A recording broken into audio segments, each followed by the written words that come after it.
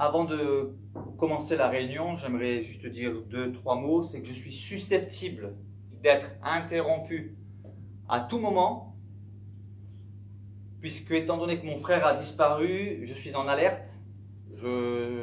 La gendarmerie peut me téléphoner pour l'une ou l'autre raison. On espère la moins pire possible, mais je tenais à ce que vous soyez informés.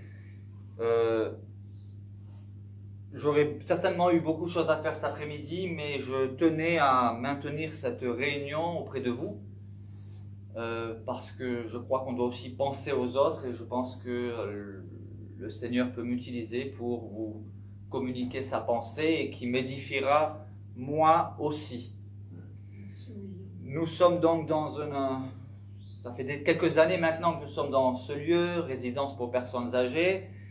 La question qui peut être lancinante, qui peut revenir à l'esprit de plusieurs, c'est « Mais est-ce que je compte pour Dieu, moi qui suis âgé, maintenant ?»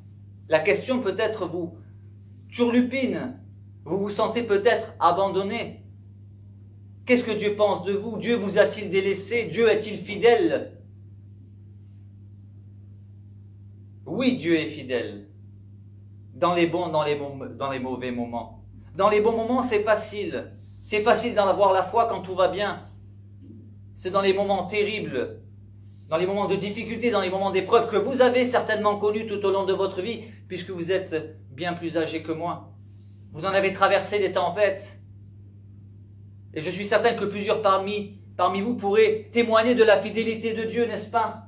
J'ai entendu les témoignages de plusieurs d'entre vous qui avaient vécu des choses inimaginables sur le plan de la souffrance, et pourtant vous m'avez témoigné que Dieu avait été fidèle. Non, être chrétien, ce n'est pas avoir une vie facile, loin de là. Le Seigneur ne nous a pas promis de ne pas être éprouvé, de ne pas vivre d'épreuves, mais il nous a promis d'être avec nous dans les épreuves, et je peux le témoigner aujourd'hui. J'ai déjà vécu des épreuves, mais cette épreuve actuellement, oui, rentrez. Cette épreuve actuellement est particulièrement difficile. Mais j'expérimente que Dieu est fidèle. Dieu soutient, Dieu porte.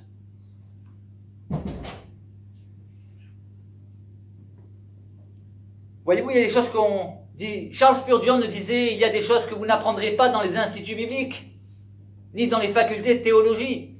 Vous les apprendrez à l'école de Dieu, à l'école de la souffrance, à l'école des épreuves, à l'école des difficultés, où des versets de la Bible prendront vous apporteront de nouvelles lumières, un nouveau sens, un nouvel impact dans le cœur. Nous ne sommes que des humains imparfaits, sujets à la faiblesse. Ce matin, j'ai perdu patience. Oui, je ne rentrerai pas dans les détails. Je ne suis qu'un humain. Dieu est divin. Dieu nous aime. Il nous a aimés au point d'accomplir un acte qui choque encore aujourd'hui, qui est mystérieux, d'envoyer son propre Fils parmi nous. Cela choque. Plusieurs même s'opposent à cette vérité. Seul moyen de salut, Jésus-Christ venu en chair parmi nous, le Fils de Dieu.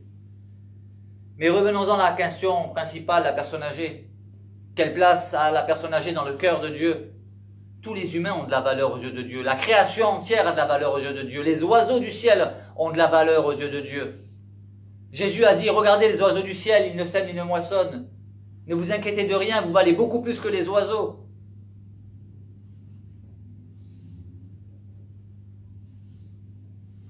Un des problèmes récurrents, je l'ai dit, je vais le redire aujourd'hui, je le redirai encore, récurrent chez la personne âgée, c'est qu'elle pense qu'elle ne sert plus à rien. Beaucoup d'entre elles, du moins, pensent cela. D'autres sont actives. Mais certaines se disent, mais je sers à quoi maintenant? Lorsqu'on est âgé, peut-on encore servir Dieu? Oui. Est-ce que l'on compte pour Dieu? Oui, sans aucun doute, et nous allons le voir. Mais est-ce qu'on peut encore servir Dieu? Oui. Je vais vous le démontrer. Quel est le plus grand patriarche? Celui qu'on appelle le père de la foi. Abraham. Oui. Quel âge avait-il lorsque Dieu l'a appelé? 75 ans. S'il vous plaît, 75 ans. Le père de la foi. Sa femme en avait 66. Et elle a enfanté à 91 ans. Ah bon, vous croyez à ces balivernes, nous diront certains. Si je crois en Dieu, je crois en l'impossible, car Dieu est le Dieu de l'impossible. Mais je ne le vois pas dans ma vie, certains diront. Je ne le vois pas autour de moi. Ouvre les yeux et tu verras. La création elle-même est un miracle. Nous sommes un miracle. Nous sommes une merveille de création.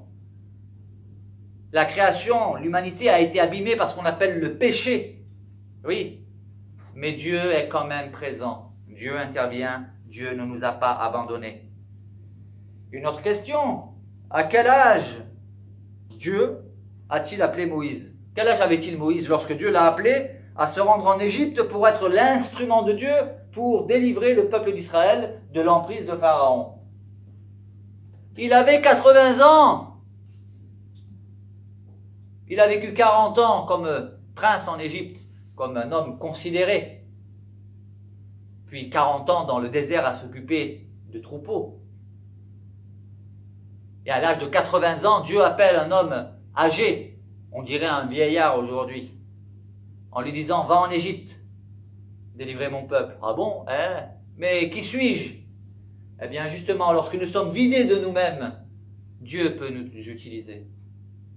Pierre, je pense à Pierre, qui lui aussi est devenu un vieillard. Pierre lui-même ne pouvait pas être utilisé sans être éprouvé. Moïse, il a dû être éprouvé 40 ans. On le lit vite fait, c'est vite lu, une ligne, quelques lignes, un chapitre. Mais 40 ans, s'il vous plaît. Et lorsqu'il a 80 ans, Dieu l'appelle. Oui, 80 ans. Et à quel âge un certain homme de Dieu est-il allé conquérir le territoire qui lui avait été promis en Canaan? Eh bien, cet homme avait plus de 80 ans, c'était Caleb. La question, Dieu est-il digne de confiance? Nous allons le voir.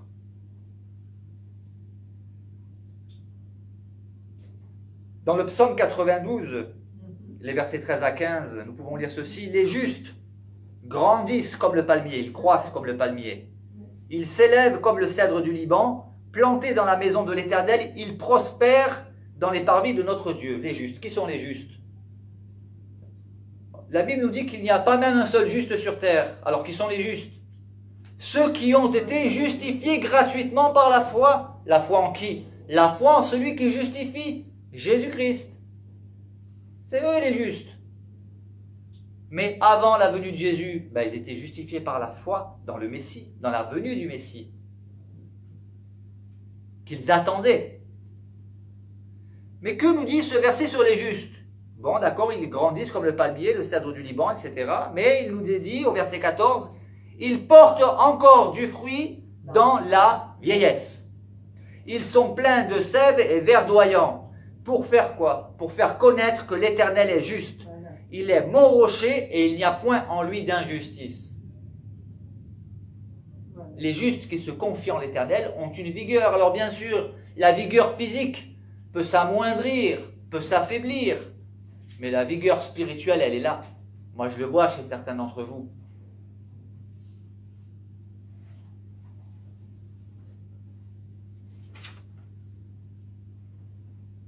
Dieu a aussi fait des promesses envers les personnes âgées. Il a aussi fait des promesses, il a donné des commandements vis-à-vis des personnes âgées. Nous allons voir cela. Dans Ésaïe chapitre 46, les versets 3 et 4, Dieu dit: écoutez-moi, maison de Jacob, et vous tous, reste de la maison d'Israël. Il s'adresse à Israël. Vous que j'ai pris à ma charge dès votre origine, que j'ai porté dès votre naissance. Jusqu'à votre vieillesse, je serai le même. Jusqu'à votre vieillesse, je vous soutiendrai. Je l'ai fait et je veux encore vous porter, vous soutenir et vous sauver. Vous mettre à l'abri. Vous pourrez vous réfugier en moi. Mais certains pourraient dire, il s'adresse uniquement au peuple d'Israël. Oui, mais la parole de Dieu, elle a plusieurs portées.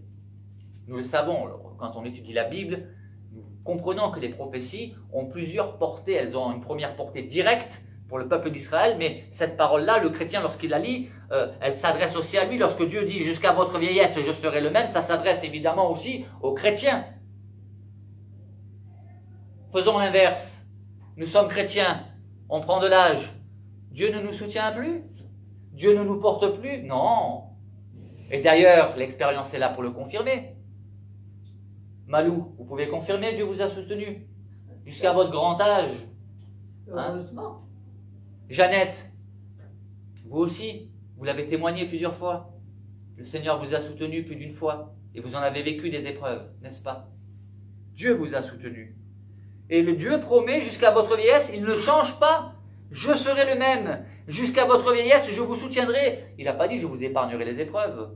Je vous soutiendrai, même au sein des épreuves. Et il a dit, je l'ai fait et je veux encore vous porter, vous soutenir et vous sauver. Et dans la langue originale, il y a une précision qui est donnée, c'est « moi je vous porterai, moi je vous soutiendrai, moi je vous sauverai ». Il y a ce « moi » qui est là, qui apparaît dans la langue originale. Il y a aussi des prières de personnes âgées dans la Bible. Des personnes qui avaient un certain âge ou un âge certain, comme on dit. Le psaume 71, verset 9 dit « Ne me rejette pas au temps de la vieillesse, quand mes forces s'en vont, ne m'abandonne pas. » Je vous encourage à prier les prières des psaumes, à vous les approprier, pas les réciter, mais vous les approprier et les adresser à Dieu. Ce sont des prières inspirées par le Saint-Esprit. Mais pourquoi ne pas être abandonné? Pourquoi demander à Dieu de ne pas être abandonné? S'agit-il juste d'une demande personnelle qui est légitime? Ou alors a-t-elle une portée plus spirituelle? Et la réponse est dans le verset ci-dessous, toujours dans le psaume 71, mais 9 versets plus loin, où le psalmiste dit « Ne m'abandonne pas, ô Dieu, même dans la blanche vieillesse. » Pourquoi? Il le dit « Afin que j'annonce ta force à la génération présente, et ta puissance à la génération future. » Même dans le grand âge, il voulait être un témoin de Dieu, un témoin de la grâce de Dieu, un témoin de la puissance de Dieu, de la faveur de Dieu, de l'amour de Dieu, de la miséricorde de Dieu. Ne perdons pas de vue que notre vie n'est pas d'ici-bas. Notre espérance n'est pas ici-bas. Ce n'est pas la vraie vie ici, c'est une étape où nous avons le choix de vivre avec ou sans Dieu. Nous avons cette liberté de vivre avec et pour Dieu ou de le rejeter.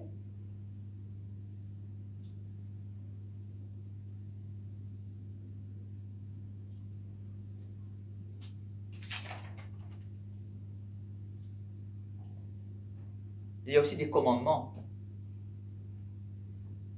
à l'égard des plus jeunes, envers les personnes âgées. Lévitique, le livre de Lévitique, chapitre 19, verset 32, nous pouvons lire ceci. « Tu te lèveras devant les cheveux blancs. » Tu te lèveras dans le sens tu honoreras. Et tu honoreras, donc tu te lèveras, c'est un signe de respect, et tu honoreras la personne du vieillard, la personne âgée. C'est ainsi que tu manifesteras que tu as du saint respect pour moi.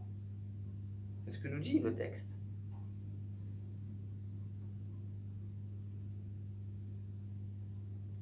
Et dans le livre des Lamentations, chapitre 5, verset 12, Dieu reproche ceci. La personne des vieillards n'a pas été respectée. Dieu manifeste toujours sa justice. Tôt ou tard, nous devons honorer nos parents, nos grands-parents, et honorer les personnes âgées.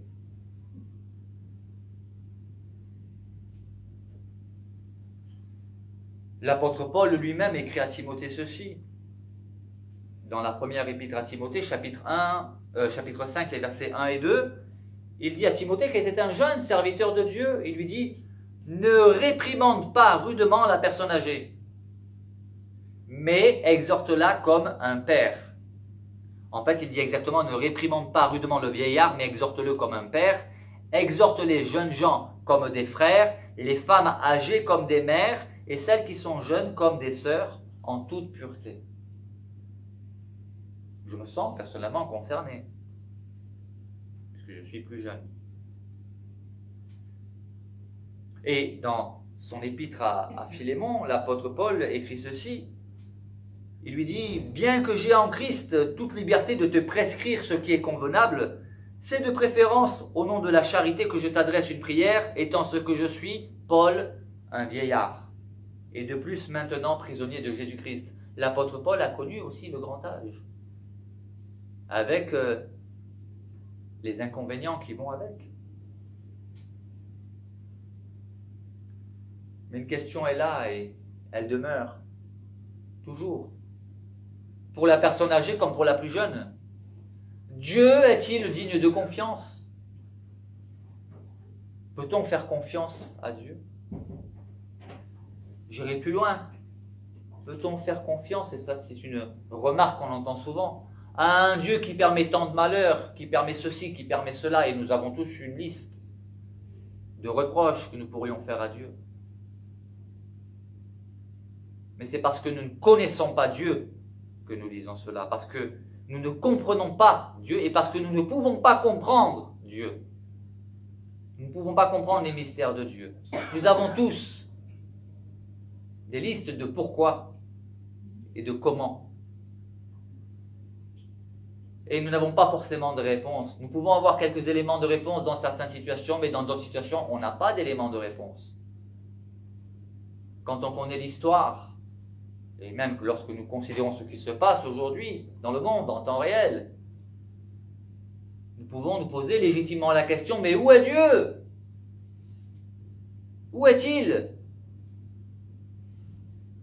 Mais ceux qui se confient en Dieu, qui vivent aussi des épreuves, mais qui expérimentent le secours de Dieu au sein des difficultés, savent que Dieu est là.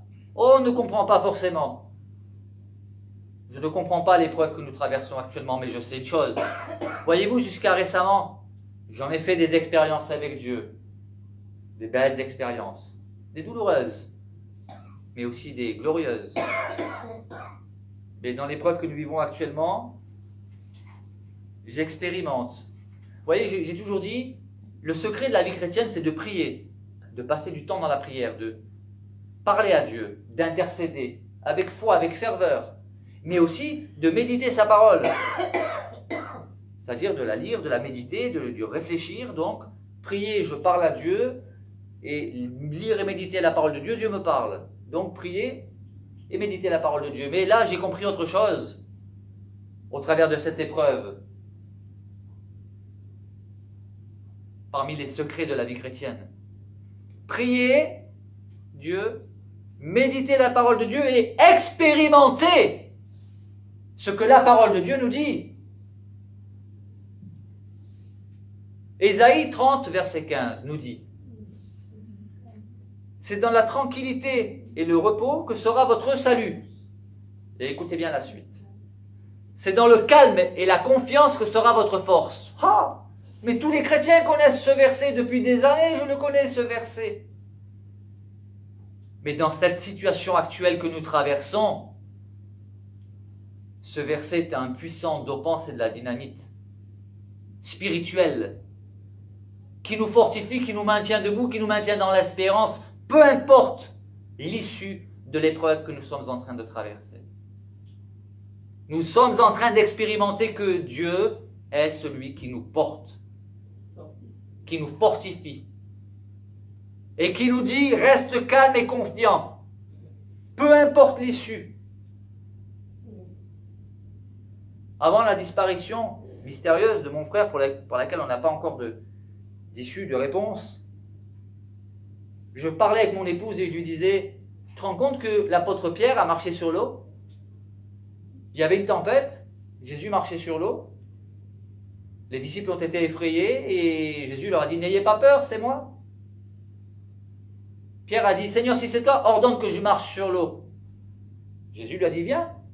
Pierre a marché sur l'eau. Mais voyant les vagues et que le vent était fort, il a détourné ses regards de Jésus et il a sombré. Résultat, il a crié au Seigneur: sauve-moi, et le Seigneur l'a sauvé. Il l'a sorti, mais il lui a dit quelque chose. Pourquoi as-tu douté, homme de peu de foi? Pourquoi? Ça veut dire quoi? Il était en train de lui dire, tu aurais dû continuer de marcher sur l'eau, même si elle était déchaînée. Tu n'avais pas à douter, je t'ai dit de marcher sur l'eau, marche sur l'eau. Et actuellement, nous n'avons pas le choix, nous sommes obligés de marcher sur l'eau. C'est une image, une métaphore. Les éléments déchaînés. Nous apprenons à marcher sur l'eau par la foi. Les regards fixés sur Jésus. C'est-à-dire on considère Jésus, ce qu'il a vécu, et que nous dit aussi un texte précieux dont je n'ai plus la référence, rejette ton fardeau sur l'Éternel, et il ne t'abandonnera point. Je ne vais pas faire plus long, ce n'est pas le but. Juste une conclusion. Quel est le sens de la vie? Quelle est l'issue d'abord de la vie? La mort. Oui, mais après, quel est le sens de la vie? Placer notre confiance en Dieu. Ça, c'est le sens de la vie. Croire au Sauveur, Jésus-Christ. Ça, c'est la vie. Le sens de la vie. Pour rentrer dans la vraie vie, cette vie éternelle, que nous possédons déjà ici-bas, dans laquelle nous rentrerons, nous la verrons lorsque nous quitterons cette enveloppe charnelle, ce corps de chair. Alors, je vous invite, pour ceux qui n'ont pas encore réfléchi à cela, l'éternité. C'est l'éternité l'événement le plus important dans la vie d'un homme, c'est-à-dire l'après-vie, la mort. L'éternité existe. On sera soit d'un côté, soit de l'autre. J'ai choisi de croire Jésus-Christ. Je suis vraiment reconnaissant au Seigneur d'expérimenter son secours, son soutien. Et je sais que si je chancelle, je peux chanceler. Certainement qu'il y aura des moments où je chancellerai. Lui ne chancelle pas. Je peux me décourager, lui ne se décourage pas. Et lui ne m'abandonnera pas, il ne vous abandonnera pas. Je ne t'abandonnerai point. Et Jésus a promis, il a dit, vous aurez des tribulations dans le monde. Vous aurez des tribulations, des souffrances, des épreuves. Mais prenez courage, car j'ai vaincu le monde. Il a aussi promis, je suis avec vous tous les jours, jusqu'à la fin du monde. Il est avec nous, auprès de nous. Mais je ne le vois pas. Mais oui, mais nous vivons par la foi, pas par la vue. La foi nous permet de voir spirituellement ce que nous ne pouvons pas voir avec nos yeux physiques. Et Jésus est la source de la vie chrétienne. Il est l'élément principal, il est la pierre angulaire, il est notre salut, notre sauveur, notre rédempteur, notre avocat, notre défenseur, notre meilleur ami, notre meilleur psy, notre meilleur psychologue, meilleur médecin, même si nous devons quand même être sages, voir le médecin, etc. Mais il est le meilleur en tout. Que le nom du Seigneur soit béni. Au nom de Jésus-Christ, Amen.